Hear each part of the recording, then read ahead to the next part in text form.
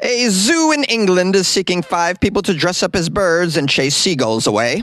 A man drilled a hole in his own skull to stay constantly high, and a woman had a very loud and full-body orgasm during an LA philharmonic concert. These are the weird stories. For Tuesday on Weird... I'm sorry, it's Wednesday. Hey, what day is it? A zoo is going to hire 5 people to dress up as birds. Why? And what are they paying? Because it seems like an easy job. I can dress up like a bird. Sounds like you don't need a college degree for that. You can just have a public school education, dress like a bird, like you're being a mascot at a baseball game.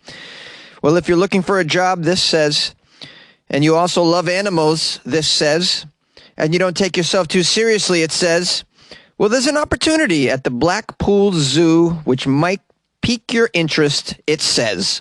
How exactly? Well, you're going to dress up like a giant bird to chase birds away. Seems pretty cruel. You just hire an old man with a BB gun, but all right. Here's a quote from the person who runs the visitors services team at the zoo. We need to do what we can to keep these seagulls away from our main visitor dining areas.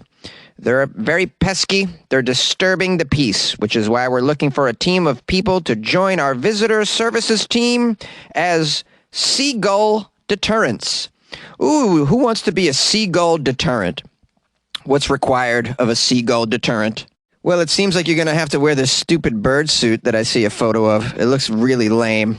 I'd be very embarrassed to be caught wearing this bird suit by any of my friends that visited the zoo. I'd be like, Jonesy, is that you in the bird? No, it's not me. Who's Jonesy? I have no idea what you're talking about. I'm going to walk away. There's seagulls over in the other part of the park. I need to scare them away.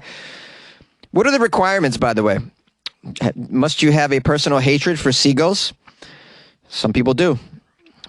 I'm not too crazy about them, but I covered a story recently where people were doing seagull imitations to win a prize because they seem to be fond of seagulls. And it was ran by an organization that wanted to bring a little less seagull shaming to the world, wanted to lift up seagulls. Well, now we have a zoo here a week later who's scaring away the seagulls. They're paying someone to do that. So it's a tough sell to embrace seagull culture. You know, most people can't stand them. They steal your food. They poop on you. They do. They will poop on you. I think they take personal satisfaction in pooping on humans at the beach. I really do. I can't prove this, but I think it's going on. Okay, so what are the requirements back at the story? Because I go on these tangents, as you know. Well, here's some requirements to be a seagull deterrent person and put on that stupid costume. First of all, you have to look past how dumb you look in the costume. That's one. You must be friendly, outgoing, energetic, flexible, and, of course, comfortable wearing a bird costume. The zoo is looking to fill 5 seagull deterrent positions. Wow, they want 5 people to do this? Good luck finding 5 people that are going to dress up and look like an idiot to scare seagulls all day. Maybe they're paying them well. I highly doubt it. They need 5. Apparently, there must be a real seagull infestation at this zoo. The Blackpool Zoo has even gone so far as to offer one of these roles to James Corden, former host of The Late Late Show, who's probably looking for work right now. I'm going to go out on a limb and say, no, he's not going to dress up like a dumb bird and scare away seagulls for $18.50 an hour. I'm just going to go out there and say that. Here's another quote from the zoo. This is one of their tweets. I guess this is to James Corden. We hear you're headed back to Blighty and are interested in our seagull deterrent position, James. We think you'd be ace at it if you want to come and give it a go.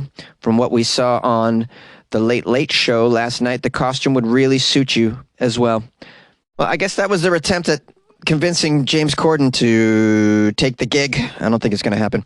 The article ends by saying, think you've got what it takes? Well, the zoo is now accepting applications to be a seagull deterrent professional. Here's a link to that if you want to apply. And it's nice to know there's jobs out there for people who have no skills whatsoever and perhaps a personal hatred for a particular bird. They're laying off people in the tech sector, so it's good to know you guys can just go put on this inflatable bird costume and put food on the table for your family. You're not going to want to tell your family what you're doing. You want to keep it a secret if you're going to be a seagull deterrent professional. A man drilled a hole into his own skull to stay constantly high. He wants to be high all the time, so he drilled a hole in his skull. Ooh, ooh, it sounds so dumb. Let's find out if it worked, though. I suggest don't drill a hole in your skull. Just eat a gummy, dude. Just eat a gummy. What's wrong with you? This guy's name is John Mellon. Mellon? Like melon, another word for head? This is a joke, right? Joe Mellon drilled a hole into his melon. Apparently, Joe Mellon is a former member of what's called the swinging 60s acid revolution. Well, he's probably taken so much acid that it stopped working. And he's like, I got to really figure out a new way to get high. Naturally, the acid isn't taking effect like it used to. Maybe I'll just drill some holes into my head. That's probably going to make me feel weird. Joe Mellon, I can't believe his name's Mellon. It's amazing. Joe Mellon devised a plan to ensure that he could be indefinitely tripping through an archaic process known as trepanation. I've heard of trepanation. I have heard of this trepanation before because I've studied those ancient astronaut videos. You know, remember that show on the History Channel? What was that called? It was about ancient aliens is what it was. And they were finding these skulls all over the world, old skulls that were elongated and they had holes drilled in them. And they thought that the aliens did this or something. So I've heard of trepanation. I didn't know you could actually do this to yourself and it would get you high. Let's keep reading and find out if it works. If anyone knows, it's dummy Joe Mellon. As daunting as it sounds, Mr. Mellon attempted this procedure not once, not twice. Oh my goodness, how many times did Joe Mellon drill a hole into his melon? Well, it says here a stomach churning 3 times. He drilled holes into his head before he quite literally hit the nail on the head. Mellon gave the phrase chasing a high a whole new meaning after being introduced to the bizarre concept of trepanation back in the heyday in 1965. In case you're not clued up on the skull drilling process, it says here, trepanation is widely considered to be one of the oldest surgical procedures known to humanity. It refers to a surgical procedure in which a circular piece of bone is drilled or scraped, then excised, most commonly from the human skull. Now, Joe Mellon wrote a book about this, and it's called Bore Hole. And I'm wondering if he just did this to sell books at this point, but I don't want to prejudge. Joe Mellon starts the text with a confession, quote, "This is the story of how I came to drill a hole in my head to get permanently high." Can we keep this book away from the TikTok crowd? Because I foresee like a TikTok challenge where you drill a hole in your head, all because of Joe Mellon's book. So I just don't want the TikTokers to get a hold of this. Don't spread this around, guys. Now, his book goes into graphic detail about his experiences of trepanation, which he admits are very understandable for people to be squeamish over. It was just 2 years after learning about trepanation in 1967 that Joe Mellon conducted his first attempt. Joe says in the book, "At the time, I was pretty broke. I certainly couldn't afford an electric drill, so I bought a hand trepan from a surgical instrument shop." A hand trepan? I guess this is like a circular drill that you manually turn. Yeah, good luck convincing your friend to do that. Let's just say that the initial try was a failure, according to Joe Mellon, but that wasn't going to deter him from trying again twice more. Now, Joe claims it's not a really intense high. He says it's just restoring you to that youthful level of vitality, the vitality that he lost when he hit adulthood. About a year on, he tried again and did remove some of his skull, but not enough to be satisfied. So he says, "There was kind of a slurping sound as I took the trepan out and what sounded like bubbles." Yeah, and I'd imagine that when you have a couple of holes in your head and you sneeze too hard, you're going to spat out a piece of your brain onto the carpet. But I don't know. I don't know anyone walking around with holes in their heads. Now, it says Joe Mellon's third and final attempt at drilling a hole in his head took place in 1970 when he took, quote, half an hour all in all, including clearing up afterwards. Ooh, what is clearing up afterwards? You take a little vacuum to the hole and clear it out. Joe Mellon recalls, quote, "I was feeling great because I'd done it, but then I noticed after about an hour I started to feel a lightness, like a weight had been lifted off me. You know, I did it in the evening, went to bed at 11 feeling pretty good. I could still feel it when I woke up the next morning, and then I realized this is it. It's done." It's done, Joe. What's done? What's done? You just turned your head into a bong for your friends to smoke out of? They just suck on the hole in your head after they shove a bud up your nostril and light it? Well, I think we can learn from Joe that it might be good to Always have an open mind. Open mind, right? Come on, the puns, guys, the puns. Yay! Would you like to easily create and distribute a podcast everywhere, even earn money all in one place for free? Well, try Spotify for Podcasters. Record and edit on your phone or computer. You can send it to Spotify and everywhere podcasts are heard. They even have video podcasting options as well.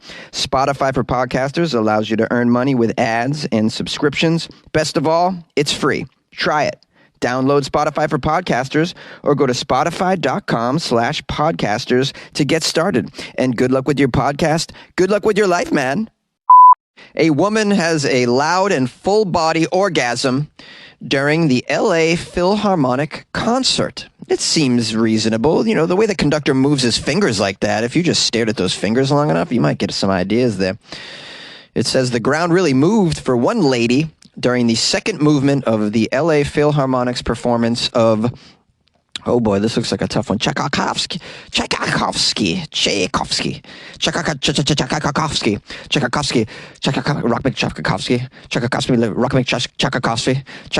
feel for you. Tchaikovsky, let me tell you what you want to do. Do you feel for me, or do you feel for you? It's Tchaikovsky's Fifth Symphony. Oh, I would have guessed the 69th Symphony that got this woman all excited, but no, it was the Fifth Symphony. It's a pretty sexy symphony. This kind of reminds me of a Keith Sweat track, you know? You know you want my lovin', baby. Tchaikovsky's Fifth Symphony, getting me on. This lady's experienced, quote, a loud and full-body orgasm at the LA Philharmonic performance of this Tchaikovsky. That would have turned heads being at that show. I'd imagine the spectators at an LA Philharmonic performance are usually quite demure, very quiet and behaved people. They have those little glasses they put on, like at an opera. I just picture that. They normally don't get crazy. Several concert goers described this lady's climactic moment. Is this on video, man? This took place on Friday. She was in the balcony at the packed Walt Disney Concert Hall. Oh, I'm familiar with the Walt Disney Concert Hall. I used to live right down the street from it, and I would go there quite often. I'd always bring friends there that visited me because the Walt Disney Concert Hall, the building is just really strange. I don't know the architect of this building, but, it looks like a spaceship has landed. I've taken people to get their photos there. I've taken photos in front of it. It's really wild, man. You got to see it. Just Google it, Walt Disney Concert Hall. It looks really cool. Okay, here's a quote from Molly, who is sitting near this overjoyed woman. Everyone kind of turned to see what was happening. I saw her after it happened. I assumed that she, had an orgasm because she was breathing very heavy and her partner was smiling and looking at her like in an effort to not shame her. If I'm being honest, it was quite beautiful. I just think it was so beautiful that she did that there. She's so brave. She's so brave to just have an orgasm there. As a woman, which is really... People don't approve of us having orgasms in public like we used to. We used to be able to. Remember the summer of love? I drilled a hole in my head and had some orgasms that summer. Me and Joe Mellon. Now, despite eyewitnesses' claims on social media that they witnessed this, there's some people on social media that express their doubts about this incident. One person who was actually present suggested that the woman wasn't having an orgasm, but was having a medical emergency of some sort. Well, when a woman has an orgasm, some women, when they have an orgasm, you would think that it's a medical emergency. I'm so jealous. I've never had an orgasm that would look to any witness as having a medical emergency. That's how good they can be. I've seen it. I've actually contributed to some such things. I had a woman that had to get on the ground and roll around and twitch afterward. I'm not trying to brag, This was at the heyday of my prowess, though. I was probably 22 years old. I mean, Jonesy doesn't have such performances anymore. Maybe I should take up Tchaikovsky and start learning a real instrument, and then can make that happen all over again. Now, it does say here that the woman, following her, quote, orgasm, remained for the rest of the show, which leads me to believe that it wasn't a medical emergency, because had it been, she would have, been escorted by her friend, clearly. You think a friend's going to let you have a medical emergency at the LA Philharmonic and not escort you out? I mean, that's not any kind of friend I would want. Now, we have a classical pianist named Sharon who tweeted. She said that she checked with someone who works at the LA Philharmonic, and they actually confirmed that the incident was real and that the orchestra did not stop playing during Tchaikovsky's Fifth. Of course, they can't stop during Tchaikovsky's Fifth. You don't stop during Tchaikovsky's Fifth. You do not. You must finish Tchaikovsky's Fifth, despite how many people are having orgasms in the place. Well, in other news, the LA Philharmonic is now sold out, all of its remaining shows for the year. And they have a new slogan: come for the music, stay for the show. Never a dry seat in the LA Philharmonic audience. Yay! There's a hole in my head, dear Liza, a hole in my head, dear Liza, to get high. Hi, everybody. I hope you're high on life, okay? On life. Are you high on life? I want you to be high on life. If you're not high on life, you should probably listen to more Weird AF News, because it'll help get you high on life. That mainstream news, that gets you low on life. You're like, oh no, more bullets flying? Yes, more bullets are always flying every day. People are eating a bullet. So Weird AF News, though, we get you high on life. Let you laugh at all the weird stuff that's going on in the world. If you haven't subscribed, please do. It's 5 days a week of weird news, though, so if you can handle it, do it. And on Friday we only do weird news from Florida, if you're new to the show and you're not aware of that. I also allow people to, I encourage phone calls, 646-450-2012. And my email, funnyjones@gmail.com. You can send me articles, whatever. I got a review on Amazon from someone that goes by Periodic Reviewer.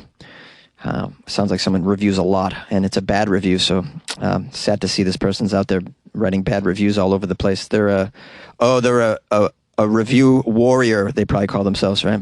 Just they're leveling it out by writing 1-star reviews on everything that they think is unsavory. Even things that are completely free. They have 1 star to something that's free. Yeah, no problem. Something that's free that no one made them listen to, 1 star. Okay. They wrote, this could have been fun. Taking a fun idea and making a mess out of it. It's like the guy at a party that goes on and on way too long over a story he thinks is funny, but you just get so tired of listening to him, you start to hope that he leaves you alone. He also is really hateful towards Florida, where I live, so is a Floridian. Hateful towards Florida. Okay, yeah. I'm sorry, maybe I should embrace Florida like the rest of the world does. Are you unaware that the entire world makes fun of Florida? This person is like living under a rock or underneath an alligator egg, perhaps, or underneath a pile of bath salts, probably is what's going on. Well, no worries. This is the kind of person that's probably very excited about July 1st when you can just carry a gun around with you in Florida without any sort of permit whatsoever. This is how dumb Florida is. So anyways, I say all this to say, hey, how about you write me a nice review, someone out there? Just go to Amazon and give me a nice review to offset this idiot here, who clearly only listened to 1 episode and made a judgment. This is how it goes, though. Got dummies out there. And they slip into my world. The dummies slip right into my world. They make judgments on me. Oh, my goodness. Here's just a guy with a dream in a closet trying to give out some free entertainment, and this is what I get. What are you doing with your life, Periodic Reviewer? What have you done lately? I'd like to know, you Floridian. Did you pollute a body of water recently? That seems to be what's going on. Did you expose yourself at a bus stop? That's the Florida way, right? Anyways, I want to thank all of you who wrote nice reviews for me over the years. It takes a lot to write a review. It takes some time, and it's very meaningful, I know. So if you happen to take the time to write a nice review for me, I just want you to know how grateful I am. It means a lot to me. And if you'd like to support the show, you can go to weirdafnews.com, which is a place that you can go to join the Patreon if you'd like, or you can buy me a coffee. The coffee and birthday wishes are still slipping in, although it's been almost a week since my birthday. But some people celebrate their birthday for a whole month, which I find abhorrent. Is that a word? Abhorrent? Annoying. I find it annoying and very egotistical. But I'm not above celebrating my birthday for like 8 days. I think that's pretty reasonable. 8 days? How about that? It takes time for people to realize it's your birthday. And so, the birthday lines are open, guys, is what I'm saying. If you want to trickle in, wish me a happy birthday. And anyways, you could just listen to the show. I'm just grateful for all of the attention that the show gets and that I get. It's just wonderful. And it's growing every day. So tell a friend about Weird AF News if you can, or just do nothing. Do nothing with your, don't drill holes in your head, whatever you do. I don't condone that behavior. It's not going to get you high. Just eat a gummy, guys. Just eat the gummy.